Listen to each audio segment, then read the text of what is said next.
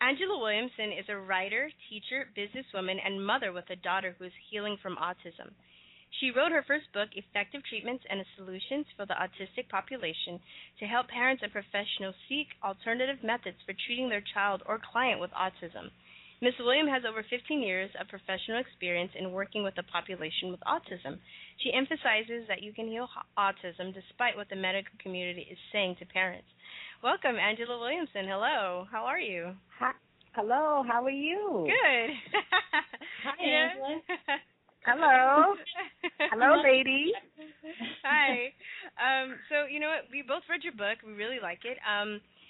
We felt it was, or I felt, personally, it was extremely comprehensive for being such a small book, right? And I like to liken it to an Idiot's Guide or Demystified book because it's really good for somebody who's beginning, who is, because I would imagine that when your child is diagnosed, that not only is it emotionally overwhelming, but it's also mentally overwhelming, especially if you're going to do a lot of research and into how to try and heal them.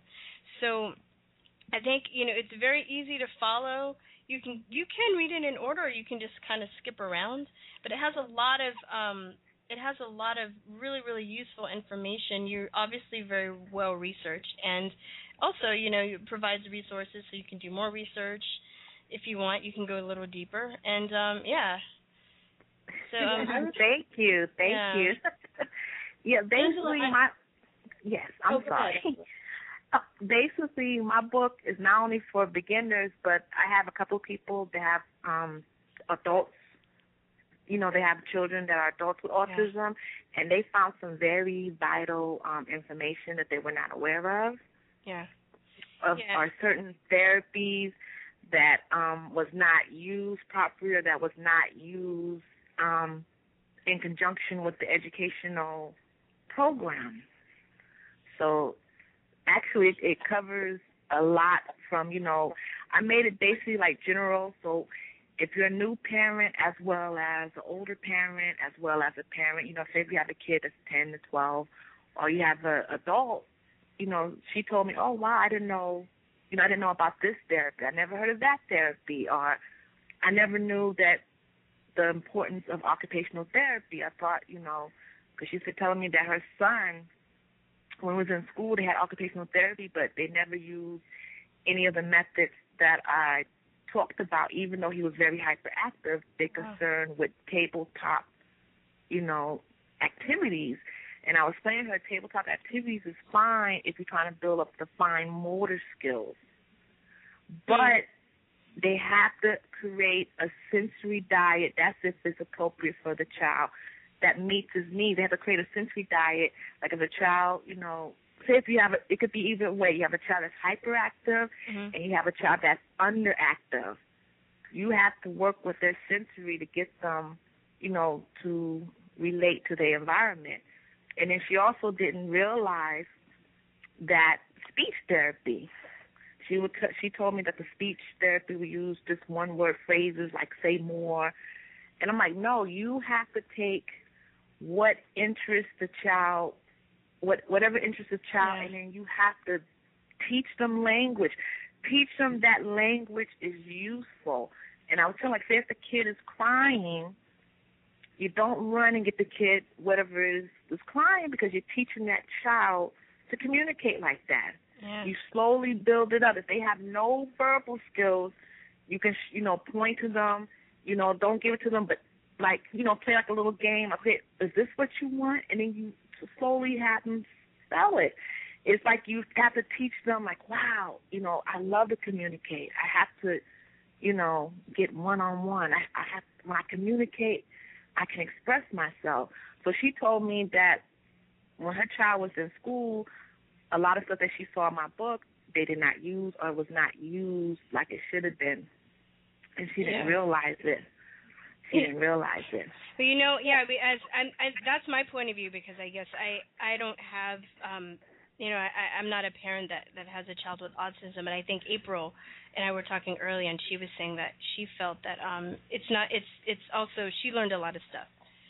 Yeah, it is a lot of these things I did know or I had been familiar with, but not all of it. And it was very, like you say, I mean, it works for somebody who is new, who has a new diagnosis, and it's really a good book. If you find this right away, I mean, it kind of has everything. It's like this would save you hundreds of hours of research to have when you're first diagnosed, because there's, like Virstyne says, it's so comprehensive. There's so many details, and you really kind of just get to the nitty-gritty of, like, what they do, why ZEEK is beneficial, why DMG is beneficial, and just lay it out there, and people can make the choices of what they want to try to incorporate into their child's regimen, because you go over, like you were talking about occupational therapy and speech therapy, those are generally traditional therapies, but they're not always done properly.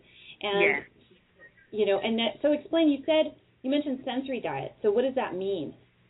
You said a sensory diet, for example, like if a child is in need of occupational therapy, say if the child does not like to be touched, or if a child is walking on his tiptoes, or if a child has constipation, if the child is not eating, or the child does not have satiation after eating, like they keep eating on top of eating, which my daughter had, and then she wasn't moving her bowels. An occupational therapist can look at the symptoms. They usually have like a list. They observe the child. They do check marks. They talk to the parents at home. How's the child behaving? Does the child behave this way? And then they come up with the sensory diet. Okay, your child is not getting full after eating. Let's put a weighted belt on it. A weighted belt. The weighted belt will give them the sensation of fullness, and it'll help move their bowels. Or they'll do the Wilberger. Yes, like my daughter used to run around aimlessly. She used to run back. she used to run back and forth, all over, this way, that way. She just run around aimlessly, just everywhere, which way. And I hired a nurse, and the nurse, she really broke it down to me. She said, your daughter needs a Wilberger protocol. And I was like, well, what is the Wilberger protocol? She said, it's a comprehensive method to treat children who have sensory defensiveness. And then that's when she said, you need to get a surgical brush, have the occupational therapist show you that you have to brush the child down. You have to do the joint compression. Then you have to put the weighted vest on the child for so many minutes.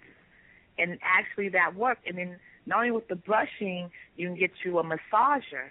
When I did it to my daughter, she fell asleep for 2 hours because it calmed down her. It calmed down her central nervous system. And then a lot of people don't know that you have to treat. I tell people you got to treat the child as whole. You got to do it holistically. You just can't come with the educational approach that the medical community is going to try to tell you. You have to see, okay, let's break this down. Let's look at the symptoms. Okay, let's see what this child is doing. Okay, I see this child is running around. Okay, this child doesn't like to touch things. Or the child can't write. That child needs occupational therapy. Some children with autism, they may need physical therapy because they grow motor skills, kicking and all that stuff. They need someone to help them. Okay, this child's speech is not clear, or the child is not talking. They need speech therapists. Okay, this child is not looking me in the eyes, or the child is looking me from the side of my eyes, or the child is covering one eye, looking out the other eye. That's a sure sign that the child needs vision therapy. Or one child I worked with had autism. He would walk in the room touching everything. And I figured that child needs sense. He's a visual perception. He can't make out what's in the room because everything is distorted. That's why the child with autism, they may walk in a room, if there's a lot of pictures, they may freak out and melt out because it's overwhelming. It's like a whole bunch of colors just hitting you at once, and you're like, oh, my God, it's like shocking your system. Yeah. So some may run underneath the table and hide. Yeah. I mean, it could be a whole host of stuff. Another thing is hypersensitive hearing. Yeah. So it's like you have to really look at your child and learn from your child, come with a non-judgmental attitude and just like, okay, let me look at the symptoms. Let me see how this child is behaving. Let me research and try this. Let me research and try that. Well, Angela, I mean, we want to talk a lot about the therapies and things that you've used, but I want to get to one question that arose when I was reading your book at the very beginning. You're talking about autism vaccines. So do you feel that your child was vaccine damaged? Wait, you talking about autism? You said autism and vaccines? Yes. Okay, yes. I didn't realize the vaccines was a culprit. See, a lot of people, and I just did a show a couple of weeks ago and I broke it down. I said, let's look into the matter. When people hear vaccines and autism, they don't think, they don't research, they don't go, okay, let me see why people are saying this. Let me see, the ingredients. Let me look at the vaccination schedule. So they don't make a correlation like, oh, that's BS, because if that was the case, everybody have autism. Like I was telling my daughter's pediatrician and nurse practitioner, I was saying, look, it depends on your genetic makeup. It depends on your metabolism. What might affect one person may not affect another person. It depends on your biochemistry. Everybody's biochemistry is different. True, but some people can. Sorry, go ahead. Yeah, some people can't. Some people can't handle all of that chemicals, the heavy metals.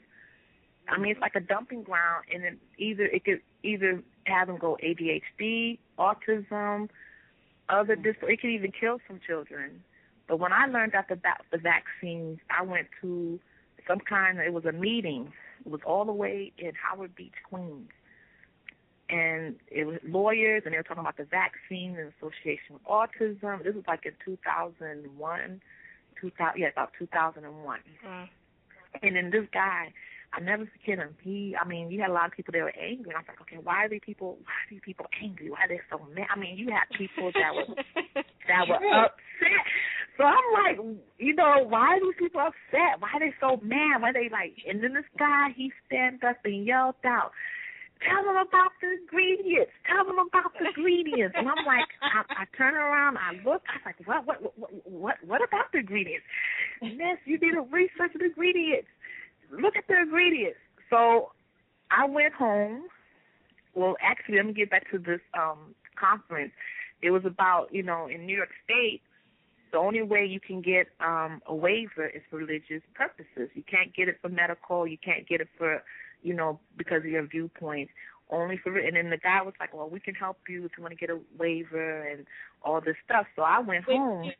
Oh, so you're talking about the waiver, exemptions for vaccines to attend school, yes, right? to get a waiver to get a waiver for vaccination. And this is in New York, right? Yeah, New York State only, each state is different because each state determines, the vaccination laws. So New York State, they only give it for religion. If your religion is against vaccines, then you have to submit papers, go for, a hearing, and if they approve it, then they give you some kind of form, and then you take it to the school. That's if you're in public school. Private school is a little different. So I went home and I researched, and when I saw all the ingredients, I couldn't believe it. I was actually shocked. I was like, oh, my God. They actually have thimerosal in vaccines. They actually have aborted fetal tissue in vaccines, formaldehyde, antifreeze, monkey kidneys, urine. I'm like, I couldn't believe it. I picked up the phone and I called Merrick and I called another vaccine, vaccine manufacturer, and the lady was like, yes. Yes. Yes. No hesitation. She said, yeah, oh no, she was just calm. She said, yes, it has thimerosal, but only has a small percentage. But it's ordered out, because she said it's going to be ordered out, so we can't use it anymore. But all the other, vaccines that were out there is going to be used up, but it's only a small percentage. I said, Miss, do you know what mercury do to people, especially babies? Oh, but the medical community says it's safe and blah, blah, blah, blah, this. And then I said, aborted fetal. She said, yeah, we use aborted fetal tissue. Yes. And I was like, okay. Yeah. Yeah, she was calm, and she was like, yeah, we use them. like no big deal. And I'm like, don't you think this stuff is? We only use a lot. We only use a little bit of it, just a little bit. Ew, that's just beyond Yeah. gross. And I mean, but then they use a little bit, but then they give kids like, 8 in one day. Yes, and then when I research more, and I spoke to my mother, and I showed her my daughter's vaccination schedule. She flipped out. She said, "Oh my God, look at all these vaccines." She said, "No, when you was a baby and you took the MMR, we had to wait a year. You took the measles shot, you waited 1 year. You took the mumps shot, you waited 1 year, and you took the rubella shot." And my neighbor, when I was growing up, she didn't have her kids vaccinated at all. And you know what's so funny about that? She was a nurse. Oh. She was a nurse. She knew. She was a nurse, and she did not vaccinate her children at all. She didn't believe. And I'm like, and at first I thought she was weird. I was about to ask, did you think that was weird? That just blew your mind, probably, right? I said, you're in the medical community, and maybe she knew something that, we didn't know at the time. But she did not get her children vaccinated. They caught the measles. I believe one caught the mumps. They caught the diseases. I guess they got the, naturally, where they couldn't get it anymore. And they caught the, the chicken pox and all that stuff. But, wow. I did more research on a vaccine schedule, and I even spoke to my mother, and I spoke to people that was older than my mother, and my mother told me, my grandmother, may she rest in peace, she told me from what she remembered, she got all her vaccines when she was older. When she was when she was school age. She said she never recalled babies really getting vaccines. And plus she said that she only got the DPT vaccine and the smallpox and the polio. And that was it. She got it when she was older. She said she caught the measles, she caught the mumps, and she caught the rubella. And she said her body healed from it, and, she went on about her business. But when I showed her all the vaccines, my mother really never even had the flu. So, she's like, why are we getting the flu shot? She said, I never had a flu. My mother just told me, she said, I never had a flu in my life. Because when my mother was growing up, my grandmother gave her the cod liver oil and gave her a lot of supplements. Yeah. It's like the old, all the grandma's wives' tales all turned out to be true, Cod liver oil, Epsom salts, all these things that are lost knowledge that now we're sort of relearning and through this natural health movement. It really is. And it's, grandmothers doing that. It's funny. I feel like people, they're like, they kind of regard that old stuff as like voodoo and witchcraft. But then if you think about, cod liver oil and herbs and, that's voodoo, that's the witchcraft. But now you think about, so is like sticking people with monkey kidneys and formaldehyde. That's even more, close to voodoo and. No, it's barbaric. I mean, it's barbaric and cannibalistic than, Yeah. It's when I told my mother about the ingredients, she said mad scientists. That's all she came on. She said, what are they, mad scientists? Yeah. She said mad. She was like, and then when I was going over, you should see the schedule now. They added influenza. And influenza, they have you know what? They didn't really take out the thimerosal because it has like a small percentage of it is preservative, and then some of it has the thimerosal and aluminum. Oh my God! Don't even get me started on the flu shot.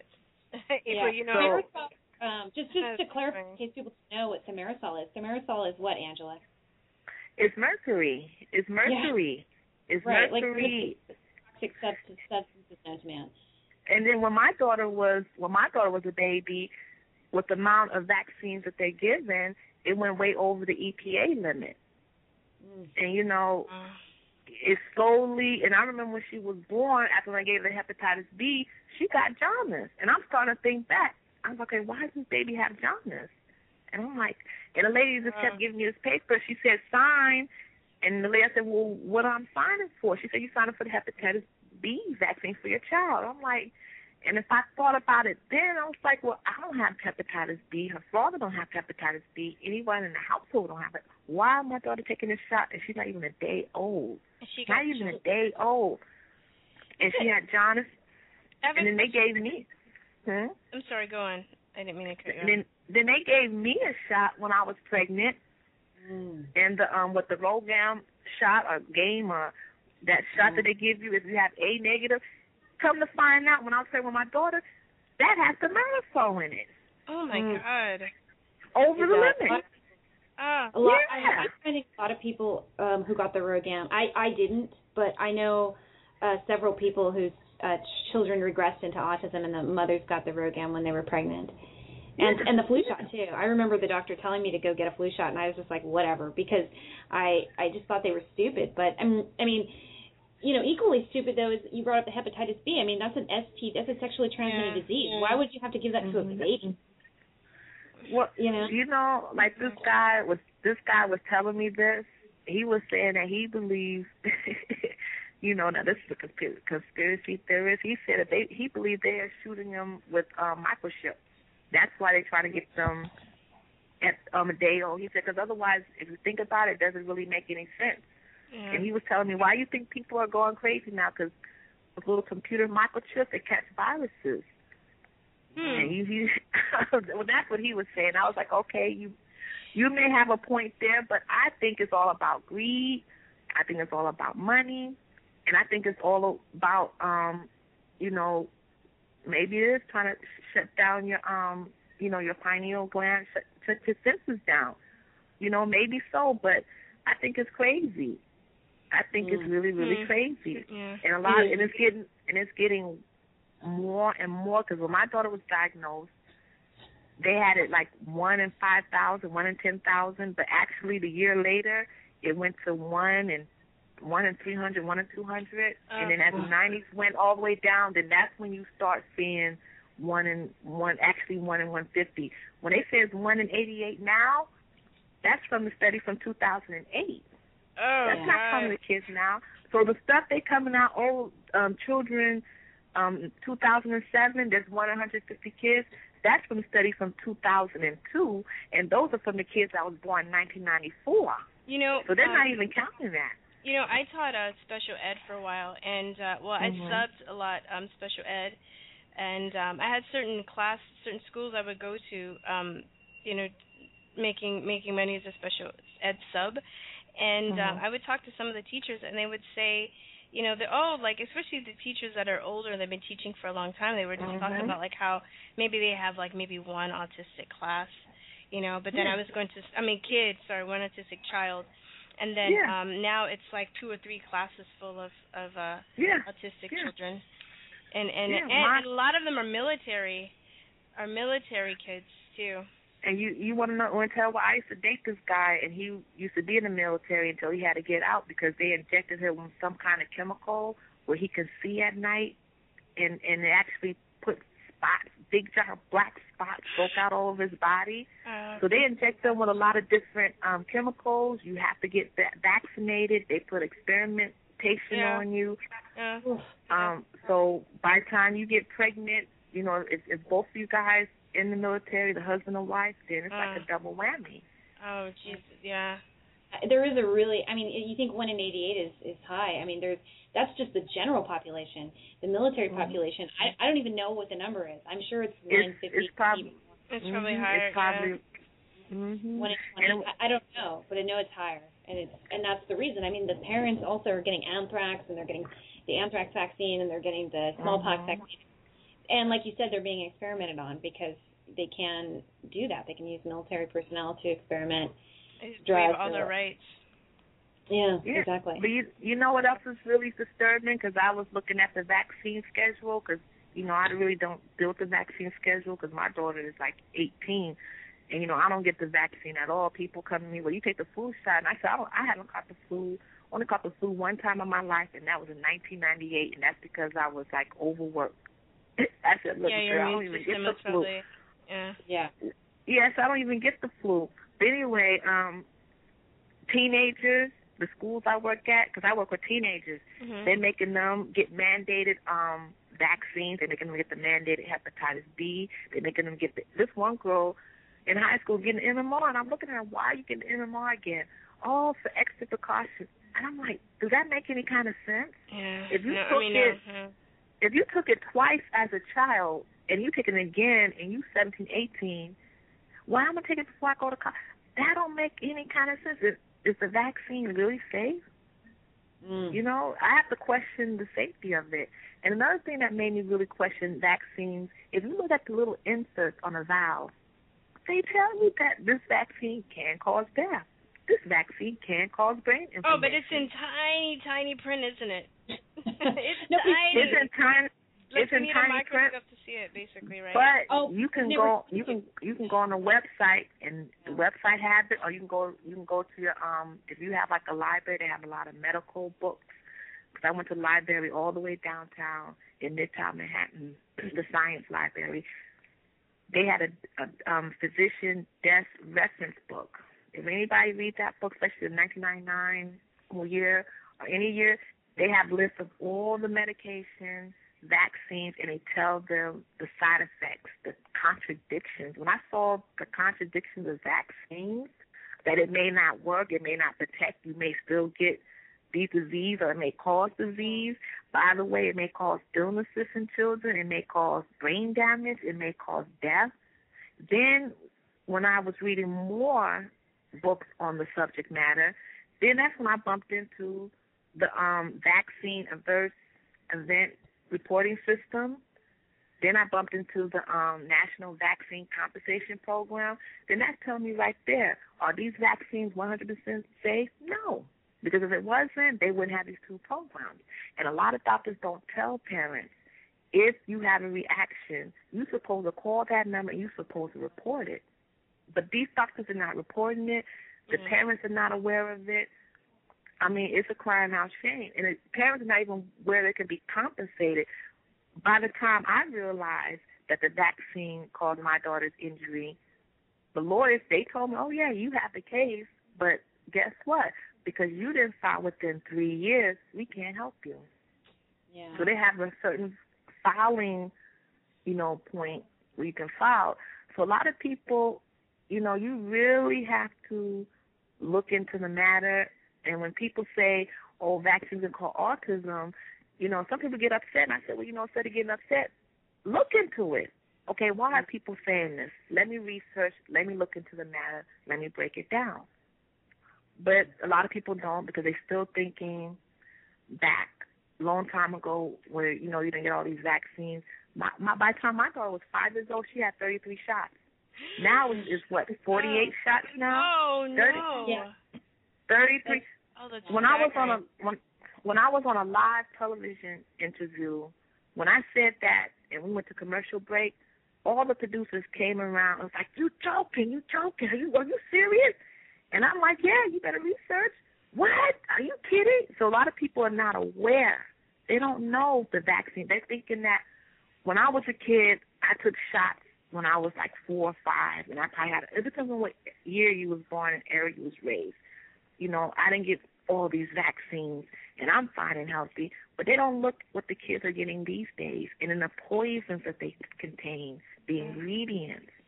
I mean, it's sickening. And I'm thinking... Mm-hmm. Go on. Sorry. I'm thinking that why would people put these type of ingredients in it, knowing it can harm the body, knowing that these ingredients are not safe, and then on top of that, when they combine the vaccines and you do get a adverse injury or adverse effect, it's hard to pinpoint which vaccine did it. It's hard to pinpoint it because you don't know what's the measles vaccine, you don't know if it was the mumps vaccine, you don't know if it was the rubella, or you don't know it was a combination of vaccine over a period of time that was shutting down your child's system. And then before you know it, you got all the vaccine, boom, your child either have autism, your child either have, mental retardation, your child has a learning disability, the list goes on and on. Or your child could have been sick, really, really sick. All I remember is this. After when my daughter got that MMR vaccine, she got really, really sick. She had a high fever. She had a rash all over her body. I had a little medical book. I thought it was roseola, but I'm thinking back, I think it was mimicking measles. And I remember one time when she was about, was it 6 or 7, her underneath her chin or around her throat, it was swollen. So I called the pediatrician, and the pediatrician was like, oh, that's a sign of mumps. But, she couldn't have mumps because she was vaccinated again. Yeah. Mm. So I'm thinking, Wait, I have a question. Don't they put the mumps, the measles, and rubella in one? Do they put that in one injection, or they give the injections together at?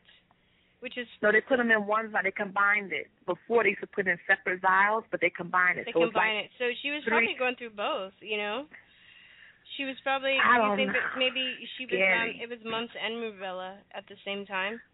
Because she said she had a rash, but then her was swollen. Well, that was like she had the rash when she was 15 months. So after when she had the MMR, about a week or two later, she got really sick. Then about 3 or 4 years later, bottom of her gland was swollen. And I noticed that, and I called, and she said, oh, that sounds like the mumps.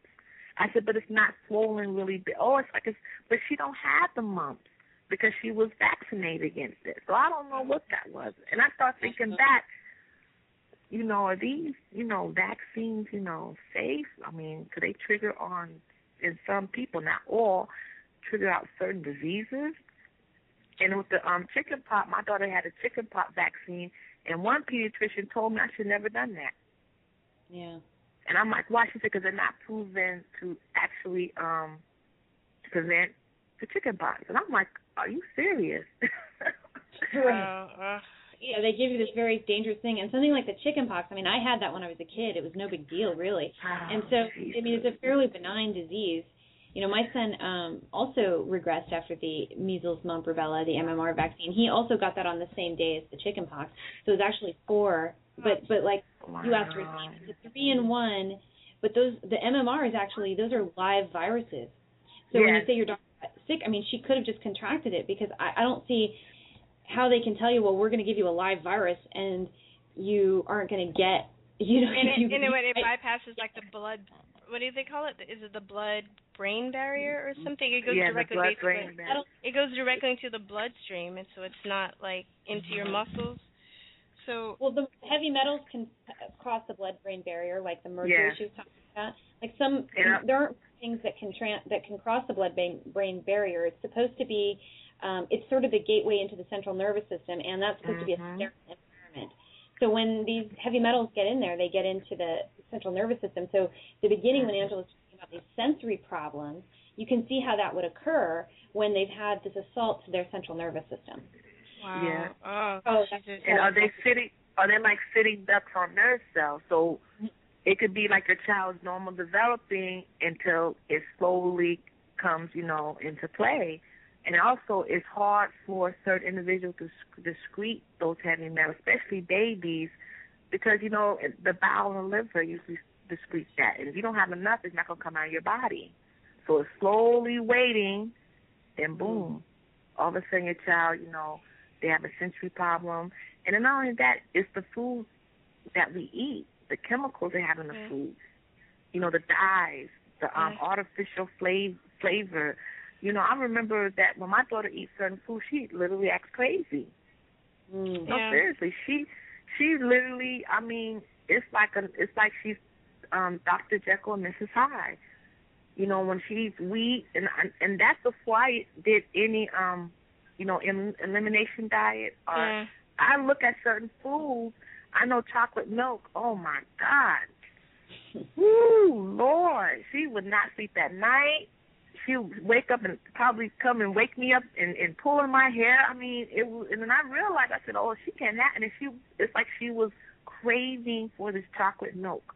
Yeah. It was like she was high. She was getting high off the stuff. Oh, no, I had a child in my class in Taiwan, not America, but in Taiwan, and he was really hyper. And sometimes days were worse than others, but I literally, before class, I watched him eat this it was like candy or something he ate. It was and he literally that day he literally like changed, just like you said, Dr. Jekyll and Mr. Hyde. And the staff would be like, oh, Eric is so hyper and he's so bad, blah, blah, blah. I'm like, you know what, I think he might have allergies to certain things, and it's making him act like that. Mm-hmm. And I told them that, and they just were like, what? They thought like they acted like I told them that I was an alien.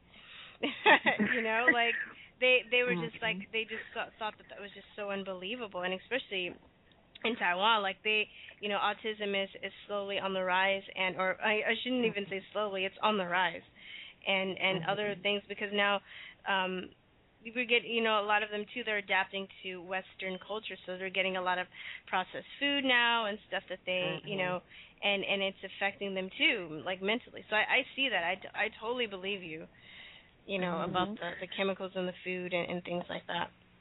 Well, the chemicals not only affect children, it affects us. I remember I went to some kind of party, and I ate a cake, and I could literally feel me having AD, and I don't have AD. I could feel like I was just spinning. I was like, oh, my God, what is going on with me? You're like cracked out. I could feel the dyes from the cake I had, the food. I was like, oh, my God. And even the kids said, Miss, are you okay?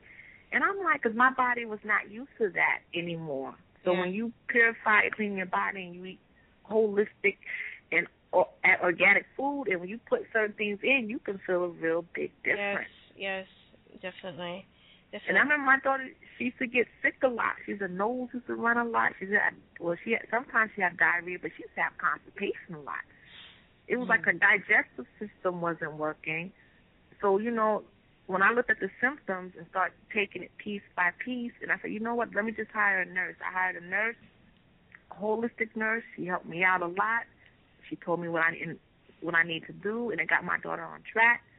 But then there was more. And a lot of people don't know, when you treat the body nutritionally and you still see certain behaviors, then you have to come out with a powerful child-centered educational approach. And then you connect all the others, the speech therapy, the OT, the vision therapy if they need it. When you put all that together and work with the child, you see the child will turn around. I'm just telling you see the child really blossom. Wow. I was just curious. You were talking about like how you came to find that your daughter was vaccine damaged and stuff.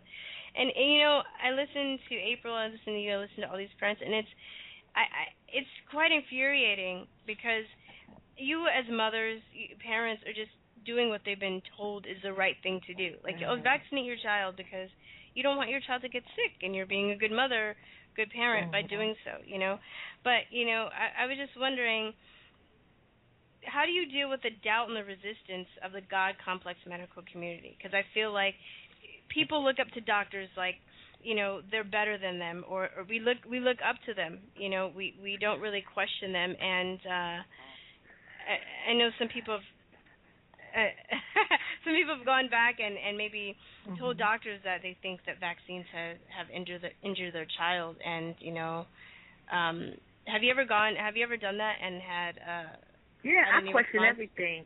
I never let me tell you this. I question everything. If I get a gut instinct about it and I don't feel right about it, I stick to it. And that's like, a pediatrician or, the nurse practitioner. I said, my daughter's not getting Gardasil. She's not getting this. She's not getting hepatitis B. She's not getting that. And she looked at me like I was crazy. Well, why? I said, look, I don't have any of those things, and I'm fine. I said, she's not sexually active. So why get all that? Well, you're putting all of us at risk. And I said, explain to me, how is my daughter and other people putting you at risk when they don't get? Wouldn't it be the other way around? Wouldn't she be more at risk? I know. Thank you. Yeah. And the lady looked at me. Yeah. She looked at me, and she was trying to do everything to persuade me. Well, I said, Miss, look at me.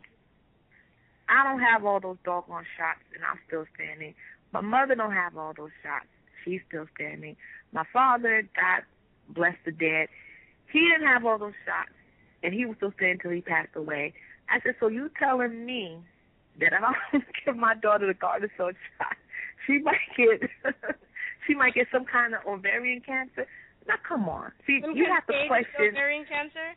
Yeah, I said you gotta question everything. That she was saying, well, you should.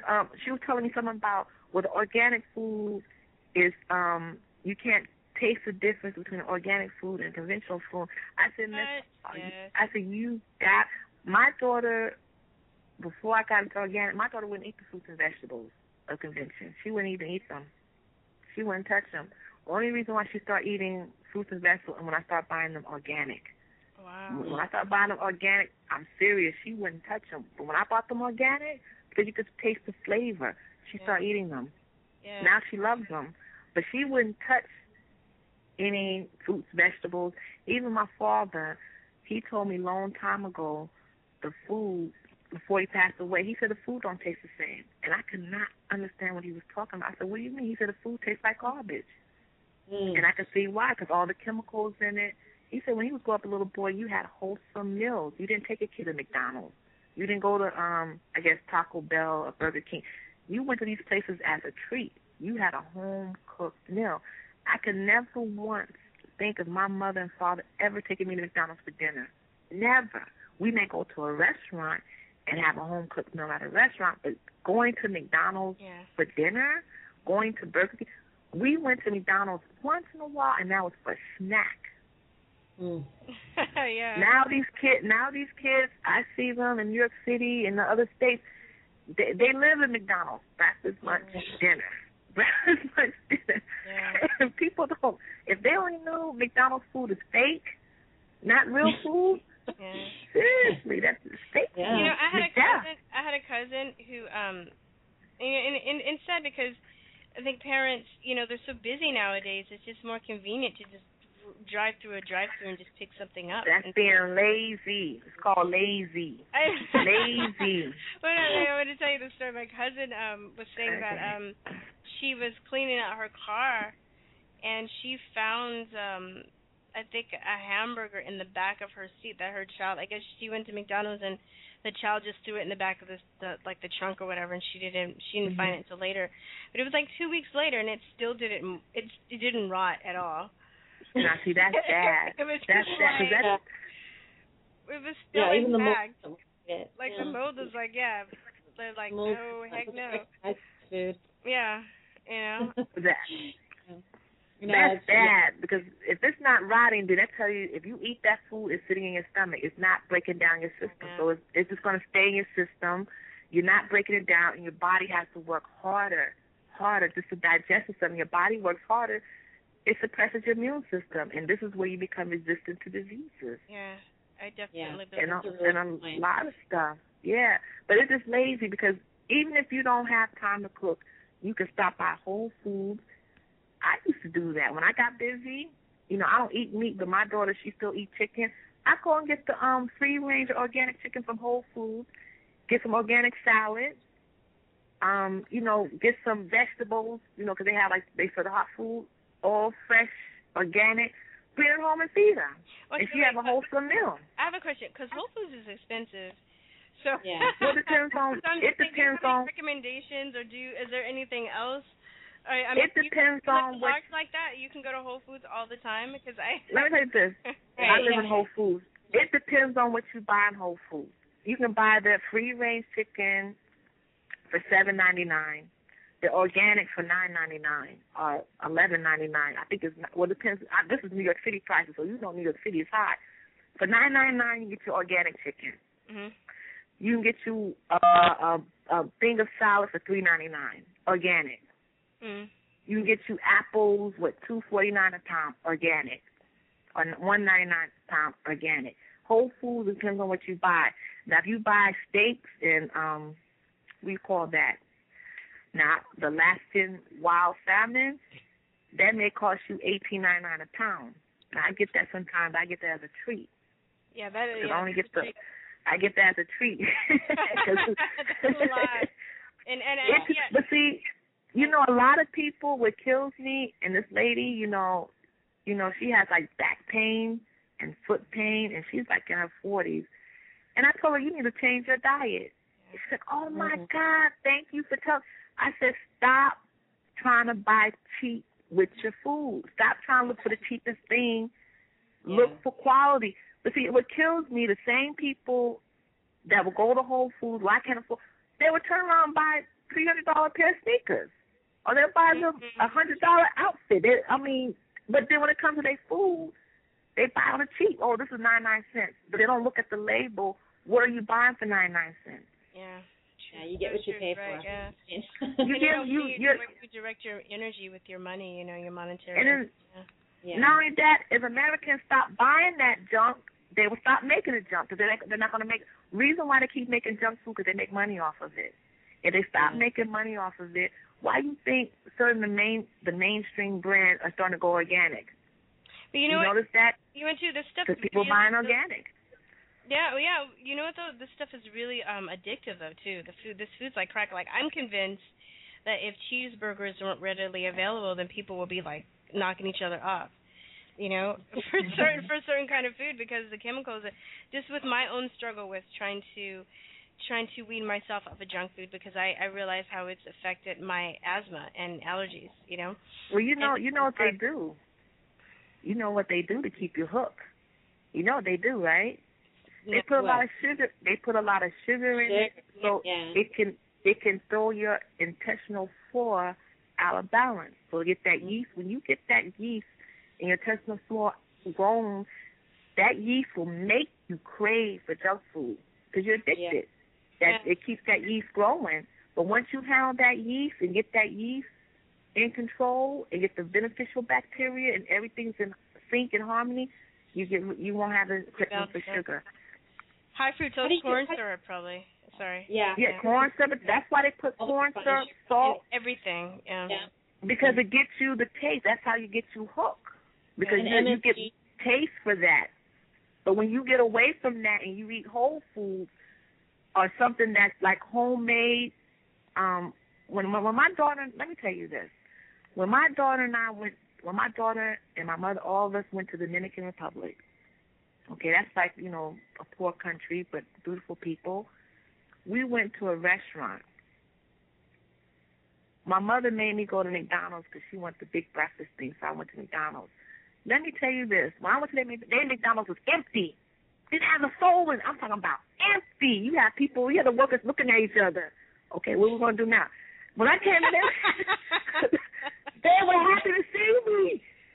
And when I had their food, the food was not as processed like in America. No, seriously, the food was not as processed like it is in America.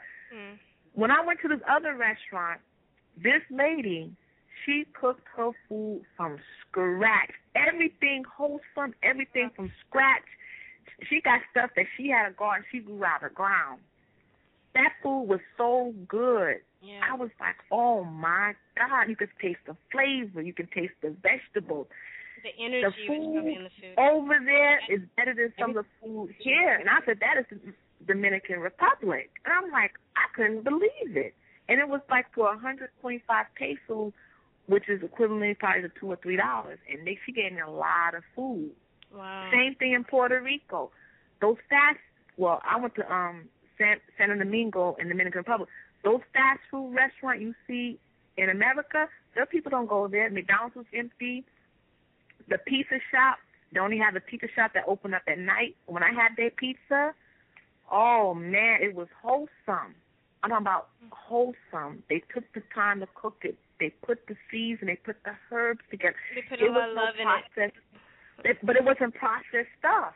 Yeah. That lady, she cooked the food she gave us, those beans she cooked, 'cause we had beans, rice, and a couple other stuff, plantains. This other lady, I said, do you mind if I have some plantains?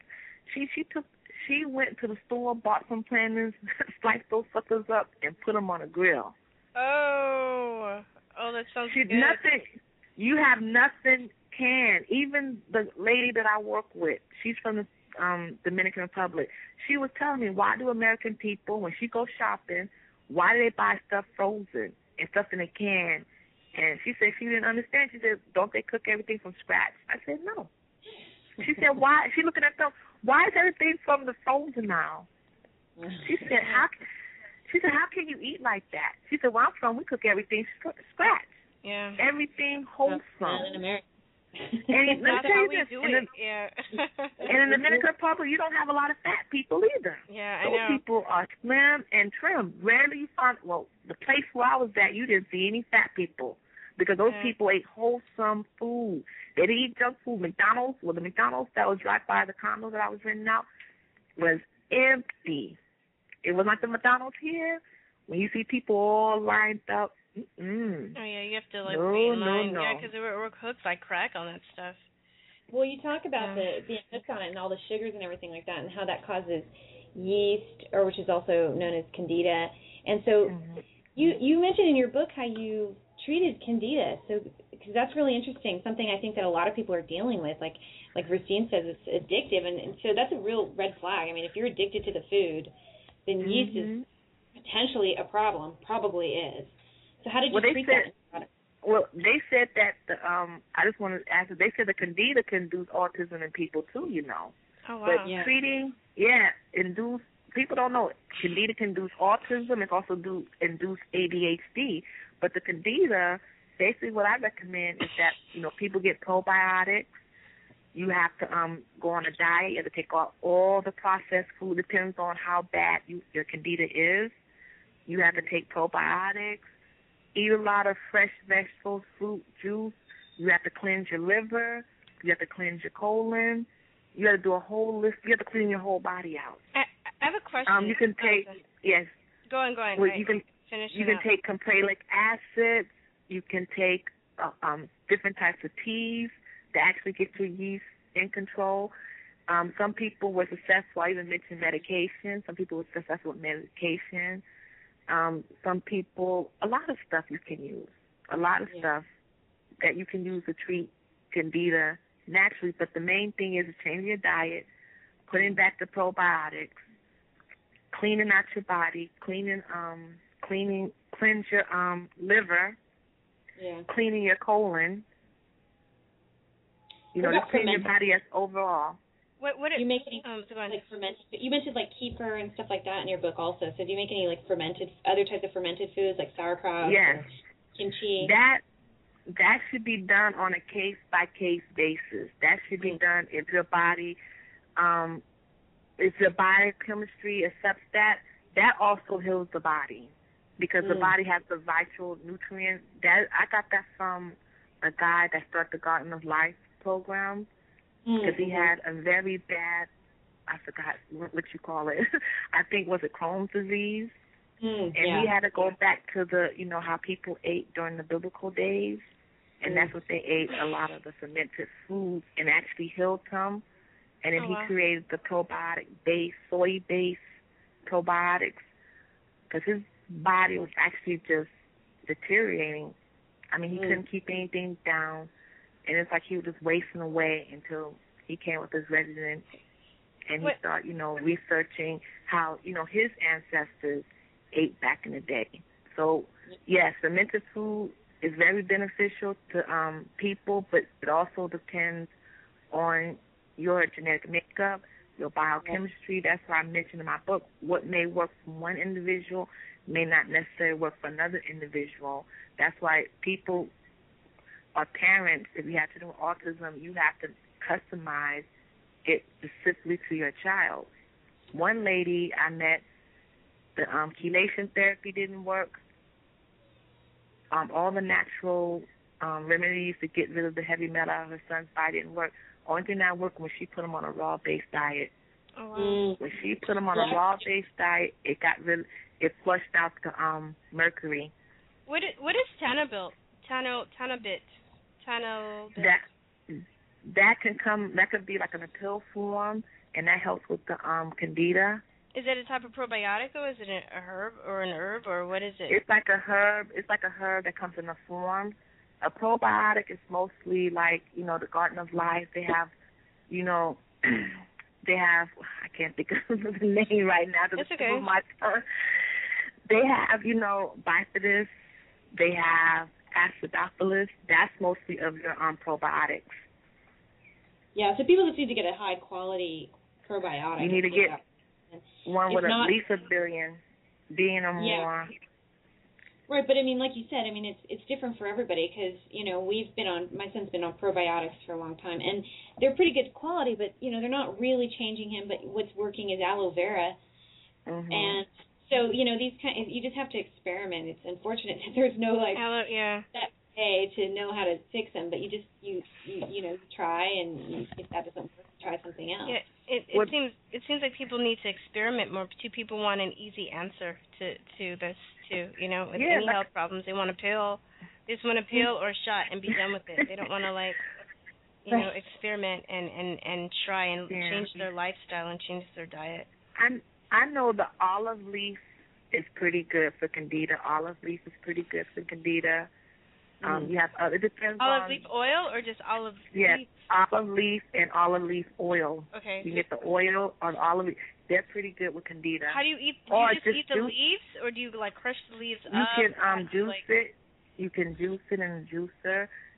Cilantro is pretty good with getting rid of the heavy metals out of the body, but it's good if you combine it with another agent, another sources. That's called a poor man's chelation. With the cilantro, they found a lot of herbs and vegetables. Like I said, the one lady I met, she told me the chelation didn't work. Only time when she got rid of the heavy metals out of her son's body is when she started juicing his vegetables, juicing organic vegetables, because it cleanses out the body. It takes everything out. It binds, right? It binds to the. It binds. Those binds, and they eliminate. People don't know the chelation, or you might have to get another, another form of therapy.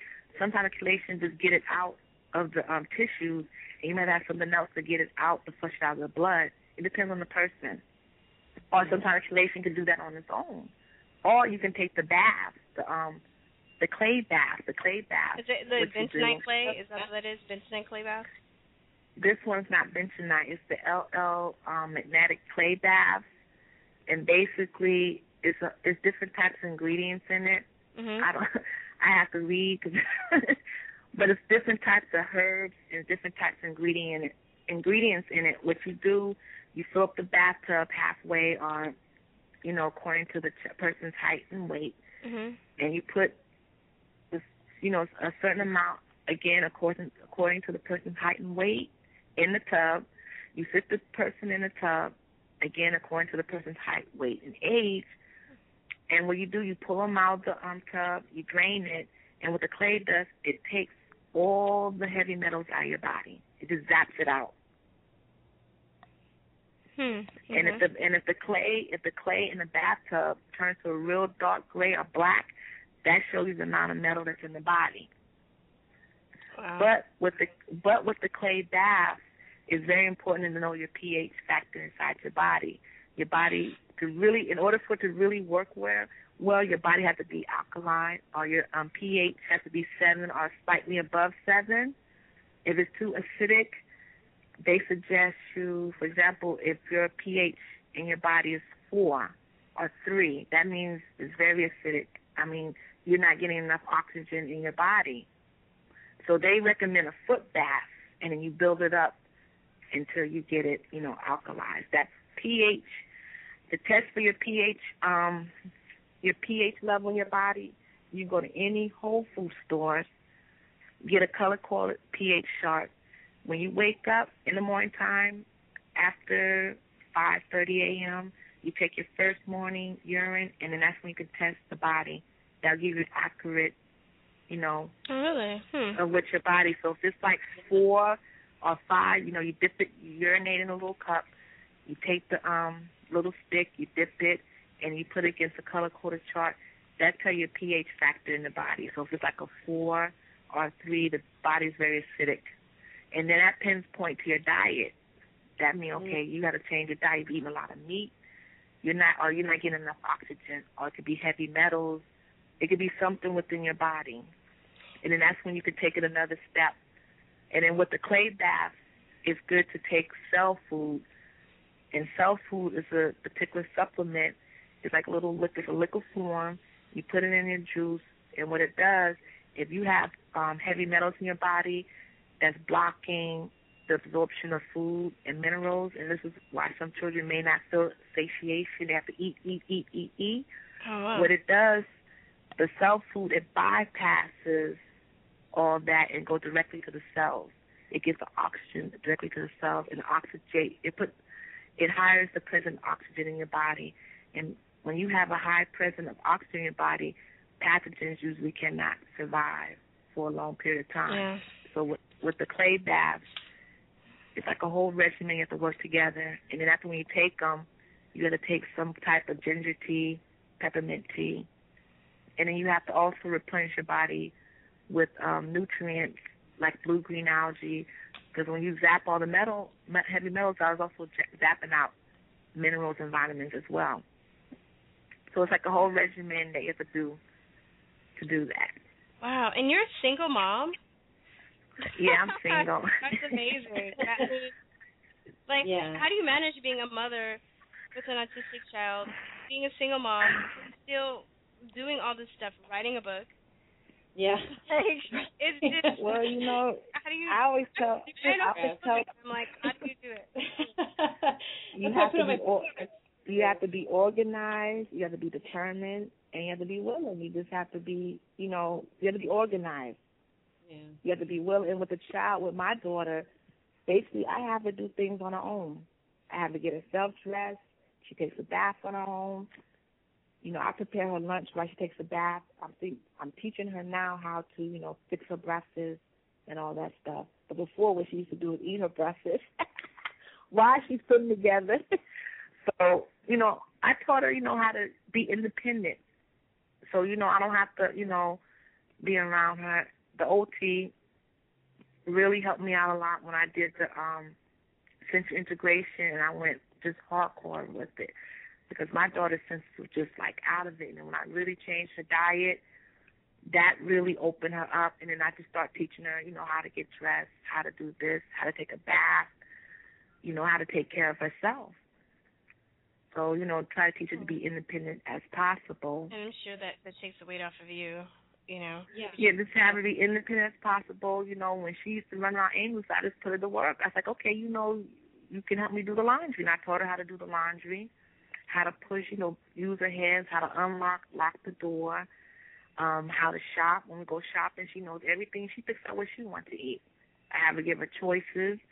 And with that, she's good to go. But being single, you just have to be organized. You have to set time aside. Like, for example, how many hours you're going to spend with your child after school. So like you spend 2 or 3 hours with your child after school. Then when they go to bed, then you can work on, your book. You can work on your business. Then when you work in a job, you just have to work. See, a lot of times I don't watch a lot of television because I figured the amount of time I was watching television, turn that sucker off. Or the amount of time that you're on the internet, you can be doing stuff. One method I suggest to people, every 10 minutes, record what you're doing every 10 minutes for 24 hours. But besides sleeping, everything, and then that would pinpoint where you're losing time. That's really good. Every 10 minutes, really go. good. Okay, I played on YouTube for an hour. Okay, you could have been doing something else for an hour. I mean, that's how a lot of successful rich people made it. They pinpoint, where am I losing time? Yeah, they make time. Then you have to believe in yourself. You can't let nothing stop you. You have to believe in yourself. Say, look, this is going to be done. I'm going to do it. You have to have that energy. Like, I'm going to get this done. You have to have a passion, a drive. I'm talking about an insatiable drive. Look, I'm going to get this done no matter what. Then you not only that, you get people to help you. My daughter's father's family, they helped me a lot with my daughter. You have your circle, of supporters. When I was doing the Sunrise program, I had strangers come into my home or my apartment and work with my daughter. I trained them what to do, and they work with my daughter. Actually, some of them were very good. You get college students to come in your home, train them, and you start your own little program. I think that's a big thing for people too. A lot of people's being afraid to ask for help. Yeah. And I think that seems like it's crucial to everything. To like I listen to you and right now, and I've talked with April, and I listen to the families of people that have come together just to help each other. even up on Facebook, if she has she has a question or something, she'll put a post, hey, how do I do this? And how you do this? People will come to help her, like in a heartbeat. And I think most people want to help, but at the same time, it's hard for people to ask for help. Especially if you're like an independent person and you're used to doing stuff by yourself without help. You can be independent, but if you need help, don't be scared to have help, because one thing I know of, one program that I really liked the most was the Sunrise program. The Sunrise program, it really opened my daughter up, and it really opened my daughter up within a matter of a couple of days, not months, a couple of days. Wow. That's why I always, and some people at the ABA get mad at me, I always advocate for them, because how it's done, it's not demanding, it's not controlling, and then they give parents tools. They say, look, if the school system is not meeting your needs, which they don't, you have some good schools now. You have some, like one school in New York City called Rebecca School. That school is on fire. Oh, really? That has to be the best school next to one school I saw upstate New York. Well, the Rebecca School is in New York City. That would be the best school that I ever seen in my life. When I went inside that school, just about every child that had autism came up to me, asked me I had to wear like a little tag. The lady said, well, please put a tag with your name on it, and she said, if a child comes to you and asks you questions, just go along. Just go along, play with it, and please respond, because we're trying to, get them to have social skills and open them up. Mm-hmm. Just about every child came to me and was talking to me. Wow. Hi, how are you? And they look at the tag. Hi, Angela. How are you? Are you the new? One kid could say, "Are you the new teacher?" No, he could say, "Are you a student teacher?" That's great. Really awesome. Yeah, I mean, and even the ones that couldn't talk, they try to make some contact. They gave me the eye contact, and they shook my hand. They gave me some kind of communication. And the older children, you know what they did? They have them working in college doing internships on base what they like. So that school, I have to give that school 5 stars. I'm not going to lie. That school, they're so successful. They're successful. Okay, basically what they did, they took a survey of, parents and asked parents what they want. And they said, you know what? There's a need for school for children with autism increasing. So what they did, they took a survey. They basically used the floor time method, which I love. They hired the actual guy that created the program. They hired him as a consultant, had him come to the school, have him told them, okay, how do we use your program correctly? And he told them, this is how you use my program correctly. They have the OT, and this is no joke, they have the OT, PT, come inside the school. I mean, the speech therapist, anything your child needs, they had in that school. Not only that, they go inside your home. They come inside your home. They said before school starts, we make an appointment. We come into your home to see how your child behaves in the house, because sometimes your kid may act different around you than they act in school. They may behave in school, but then act hyper and have all types of behavior at home. We're going to make sure we're on the same page. The speech therapist, excellent with the verbal skills. They built on language, and they use a lot of critical thinking. But their philosophy with the full-time program is about building relationships. And it takes a little bit different approach from ABA. ABA is good if ABA is flexible and it's not rigid. But that Rebecca School, on fire. Advocate at school 5. No, I'm seriously. When I walk in many schools that have children with autism. When I walk into school and you have children asking me, how are you? One girl said, where do you live? And she said, oh, how far you live? Oh, you by the number 2 train. And these are children with autism. Yeah. Is your child coming to school? And, and then they have the snacks, the gluten-free.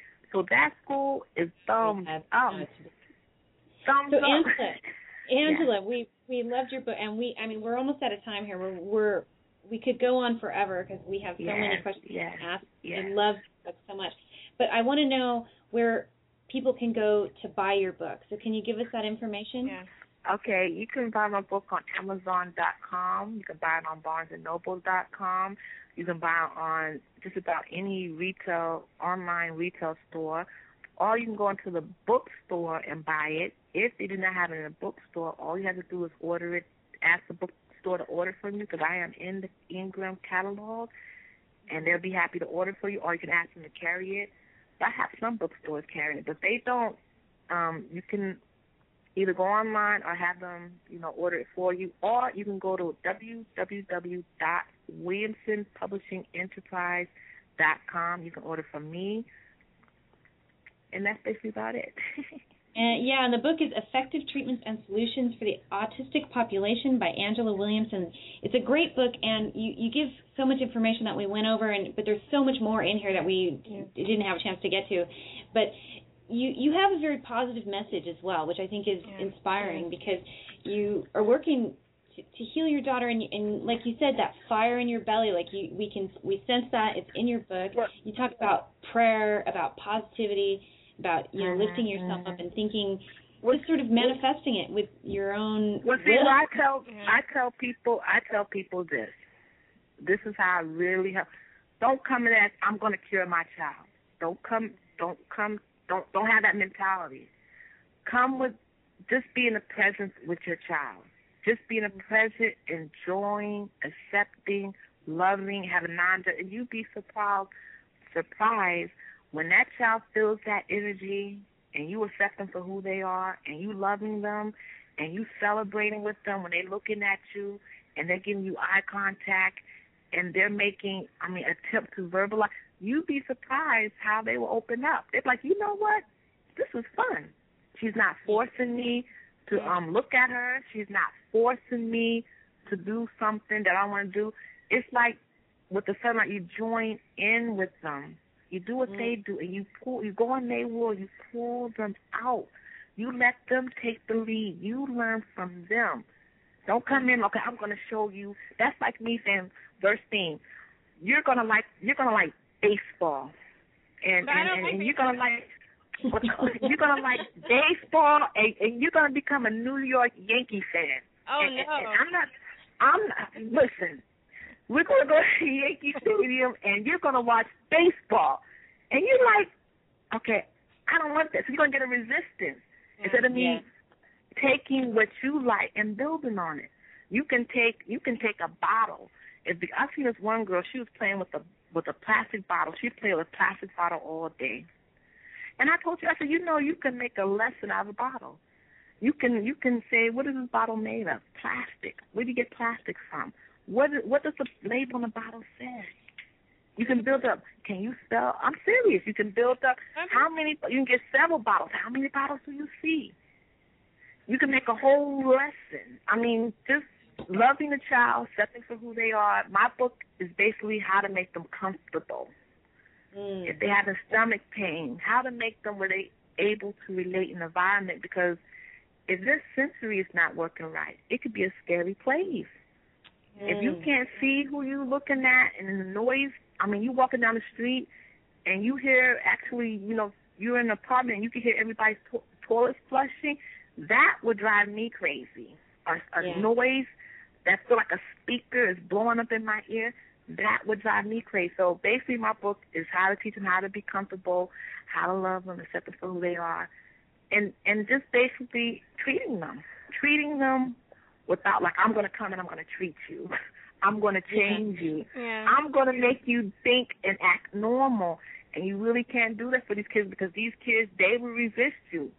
Okay, you can get them to talk. You can get them to educate. But is that going to teach them how to be socialized with you? Is that going to teach you where they want to interact with you and engage with you? And be independent too, yeah. Well, in some kids it might, but a lot of them no. Okay, you could be independent, but are they going to have friendship? Are they going to come and talk to you? You know what I'm saying? Point. That's a really, really good point. And I like how you put that this book is about teaching people how to make your child comfortable. That's really, I love that. And how to accept them, who they are. Once you accept, just imagine if I accepted you unconditionally and I celebrate you all the time. Wouldn't that boost your esteem? Yeah. Right, and it's your, I mean, your message seems like it, and it seems like you're saying accept them for who they are and love them and be in the moment with your child, and that naturally helps them heal, and it may not, you know, change their diagnosis, but it will definitely make them better. And well, a lot of you believe it or not, a lot of people work. Like I met this guy Ron Kaufman, and this was back in the 70s where they didn't have. I mean, they shocked you. If you was autistic, you got electric shock for hitting your head, and they did simply, they did evil stuff. He was cured, and he was severely autistic. I'm talking about severe. Where all he do was spin dishes. Yeah. All day and every day, spin the dishes. Twirl. So. That's true story. Yeah, I know it. Yeah, I read that. And it doesn't matter what age.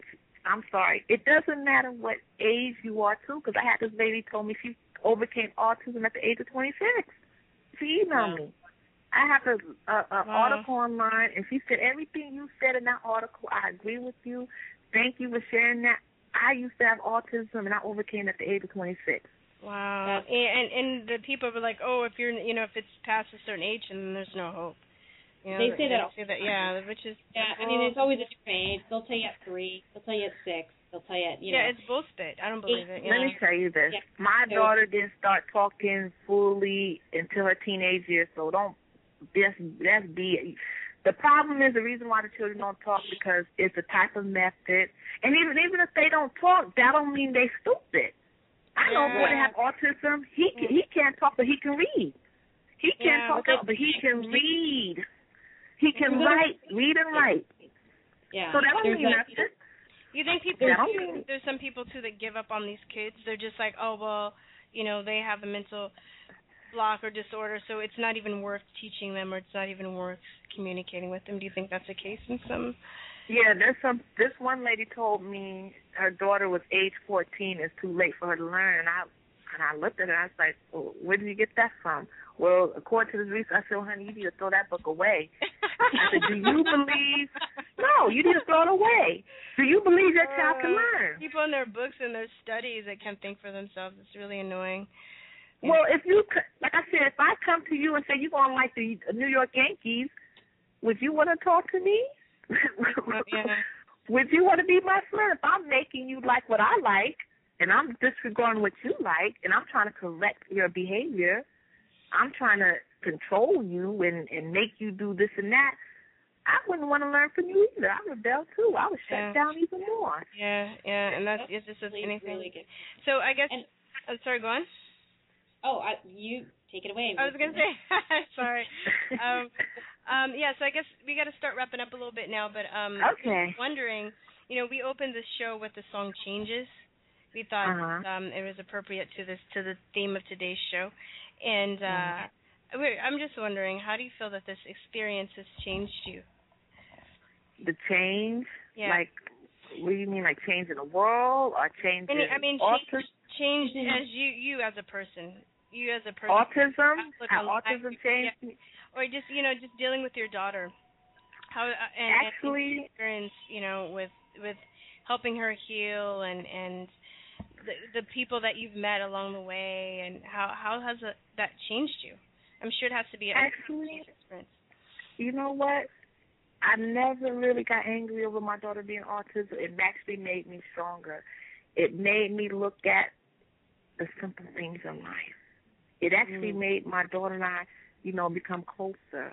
I never really because one lady was years ago. She said, well, don't you ever sit in your house and cry day and night because your daughter? And I'm like, no. Why would I do that? I said, I take my daughter ice skating. I take her roller skating. I do stuff that, you know, she was a typical developing teenager would do. You know, I have her enjoy. I take her, you know, to the beach. I take her to the park. You know, I enjoy life with her. I take her. We go traveling to other countries. We go traveling to other states, and she enjoys it. So to me, it taught me how to learn the, you know, the simpler things in life. It taught me that things don't happen to be happening, and things can be changed. There's always a reason for something. You know, I never looked at it like as a curse, or, you know, one guy told me that my daughter she had Satan. She was possessed with the devil. Are you kidding? Oh my God, that's so insulting. And I had to pray for her. The devil was taking her soul, and I got to pray for her. And I looked at him, I was like, sir, you can't be. Now the guy, he looks at my daughter now, and if he doesn't say that, he's like, oh, your daughter turned around. Wow, I'm just impressed. For her? He was like, my brain really works. Yeah. Well, actually, my daughter enriched my life, and, you know, I love her so much, and, you know, I accept her for who she is. You know, I accept her for who she is. I want her to, you know, be happy. That's the main thing. I want her to be happy. That's my daughter. That's my little buddy, too. And, you know, it's you know, actually, she helps me because she reminds me what I need, like food-wise. Oh, really? That's so funny. And she reminds me, you know, let's go to the park, let's ride on the train. So, you know, she enhanced my life. Oh. And she actually really made me really go into the holistic alternative medicine, too. Yeah, isn't that interesting, too, how this is, I mean, it's exploding, as we talked about at the beginning of the show, this epidemic, and then, but everybody's kind of learning from it. I mean, I hope people learn fast enough before it just keeps getting bigger. Yeah, but we are kind of learning from it. I think the same way about my own son is that, you know, I feel like we've gotten healthier. We have a healthier diet than we did before. Yeah, we didn't think about that. You know, you've taught us a lot, Angela, and you and myself included, having a child. Thank you. I've learned a lot from you, from reading your book, and also from just listening to you on the show, that your attitude and your acceptance and love is very beautiful. And I think that's a really great way to end the show. Yeah.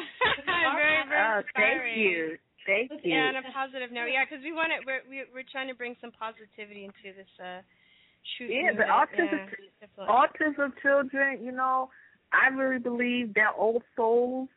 They were, you know, I don't know if you guys believe in reincarnation, but they're old. Some of them are old. Because my daughter, certain things she knows. Do you ever notice that with your son? Certain things, you look at him, he knows certain things, right? That little boy knows what he's doing. He knows. I'm serious.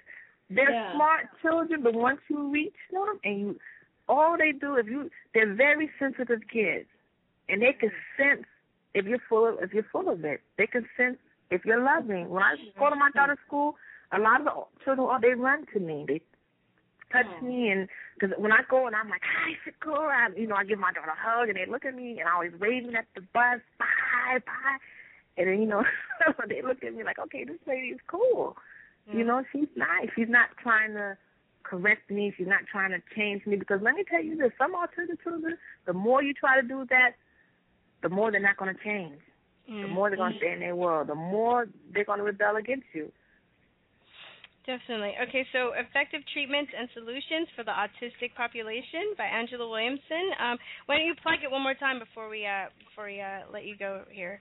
So it can be found where? On Amazon? And it can be found on Amazon.com, BarnesandNoble.com. It can be found on just about any online retail store, a bookstore near you. If they don't have it, the bookstore can't order it because I'm in the Ingram catalog.